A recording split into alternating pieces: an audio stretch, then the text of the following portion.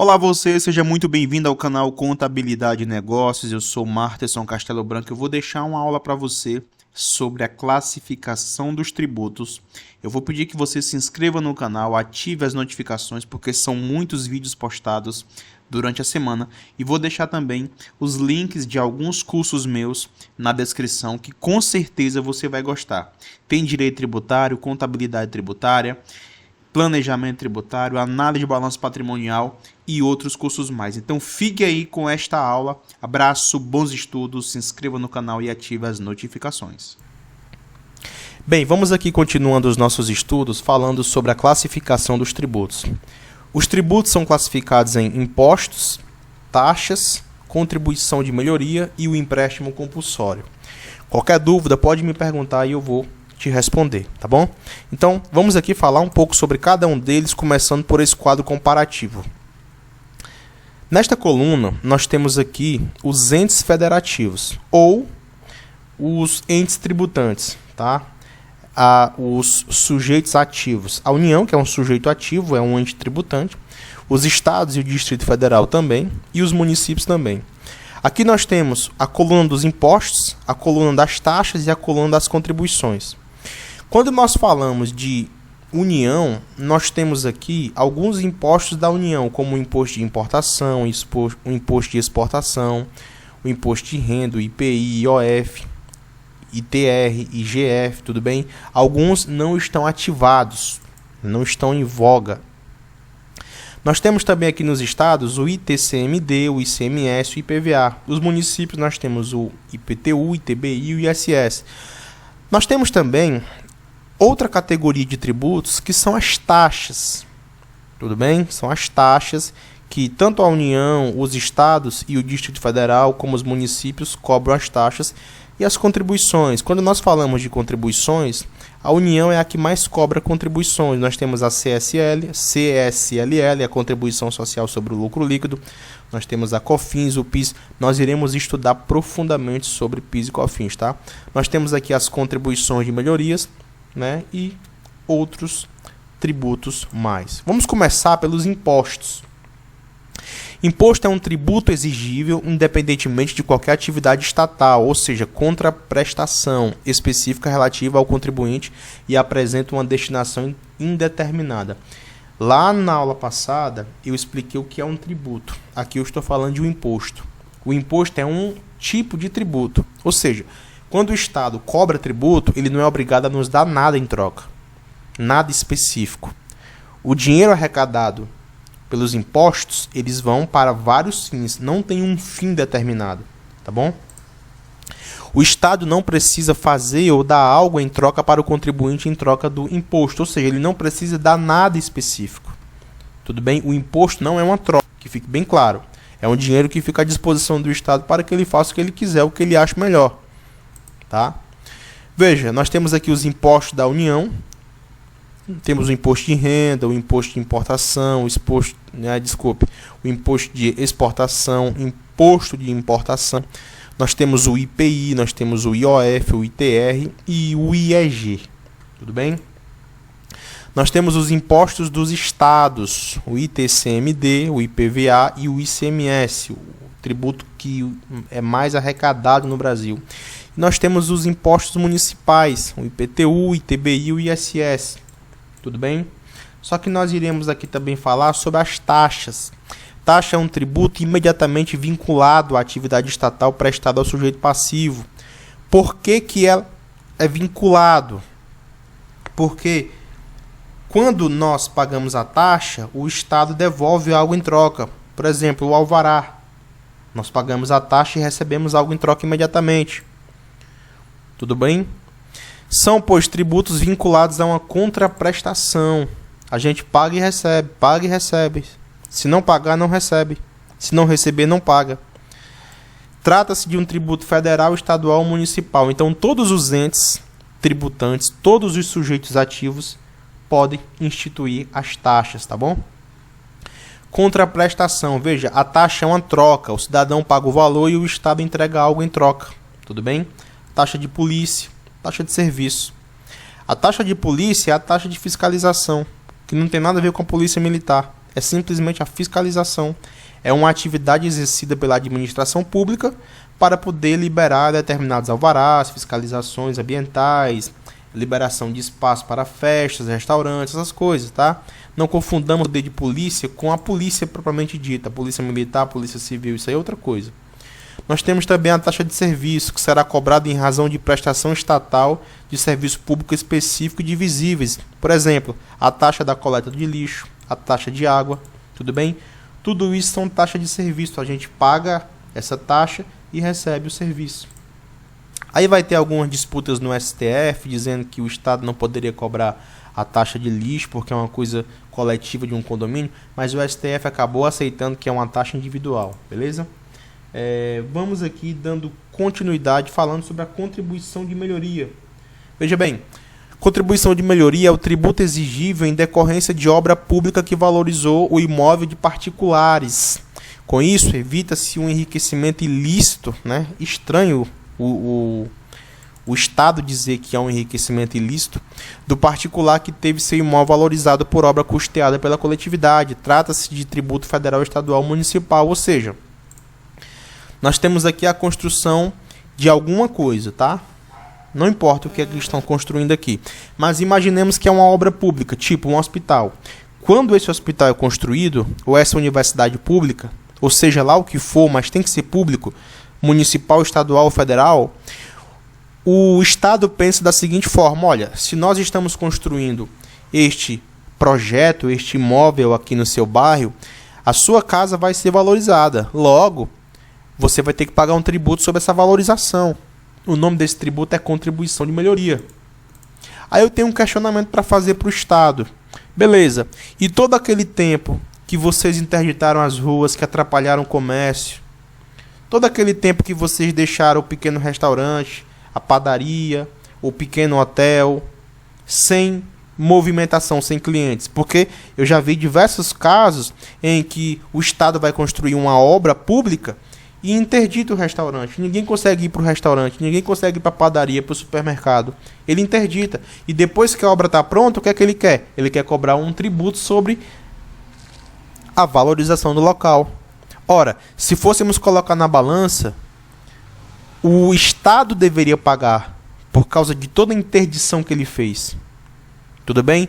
Então, tudo isso cabe entrar na justiça. Tudo bem? Então, se um dia o Estado construir uma obra perto da empresa em que você trabalha ou perto da sua casa, você pode questionar na justiça, né, caso o Estado vá querer cobrar alguma contribuição de melhoria, ou mesmo que ele não cobre, se você perceber que você está sendo prejudicado por causa daquela obra, você tem o direito de entrar na justiça. Vai ganhar? Eu não sei, depende muito do caso, mas você tem o direito, tá bom?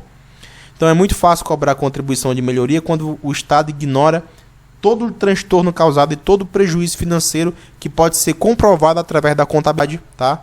Basta entrar em contato com um bom escritório de contabilidade e os caras vão calcular todo o prejuízo aproximado que a obra pública causou, tá?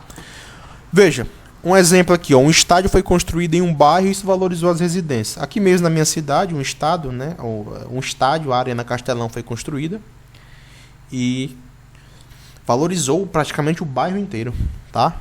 E veja, eu nem estou questionando, eu falo assim, mas eu nem estou questionando de fato todas as obras públicas. Não, eu estou questionando só aquelas que realmente atrapalham. E que você olha lá, né, no projeto previsto para terminar em 1 ano e 5 meses, aí termina em 3, 4 anos. Aí isso é chato. Uma universidade foi construída, né, e isso valorizou o bairro, tá bom? Toda obra pública causa uma valorização no local da obra, por isso o nome contribuição de melhoria. Base legal. A contribuição de melhoria é uma das espécies de tributo cuja competência é comum de todos os entes federativos. Ou seja, quando eu falo de todos os entes federativos, eu estou falando da União, dos estados, do Distrito Federal e dos municípios. Você pode dar uma conferida no artigo 145 da Constituição, tá bom? Veja, não basta existir a obra.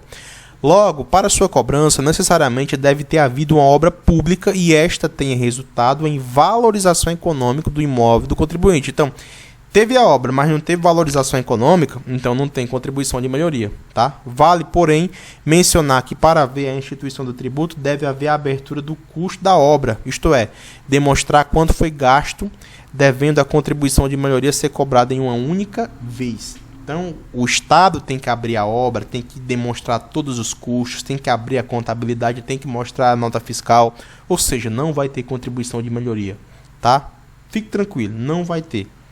TCU tem que vir, tem que fazer toda uma análise, tem que chamar um monte de gente para fazer auditoria. Ou seja, fique tranquilo. Mas caso aconteça, lembre daquela possibilidade em que a obra pública causou transtorno e deu prejuízo contábil e financeiro para as pequenas empresas. Tá bom? Continuando aqui, ó. Empréstimo compulsório, né? Outra espécie de tributo muito polêmica. Como o próprio nome já diz, é um empréstimo. Logo, o governo vai devolver em algum momento, tá? Os denominados empréstimos compulsórios são regulados pelo artigo 15 do Código Tributário Nacional e 148 da Constituição Federal. A súmula 418 do STF diz o seguinte: o empréstimo compulsório não é tributo e sua arrecadação não está sujeita à exigência constitucional da prévia autorização orçamentária. Ou seja, o STF diz que não é tributo, mas na prática é, tá? Por quê? Porque a União, só a União pode decretar um empréstimo compulsório. Ela pode fazer isso a qualquer momento. Basta decretar o estado de calamidade pública, guerra externa ou sua iminência, tá? Por exemplo, quando o país estava no auge da Covid, a União poderia ter decretado um empréstimo compulsório. Ia causar polêmica? Ia.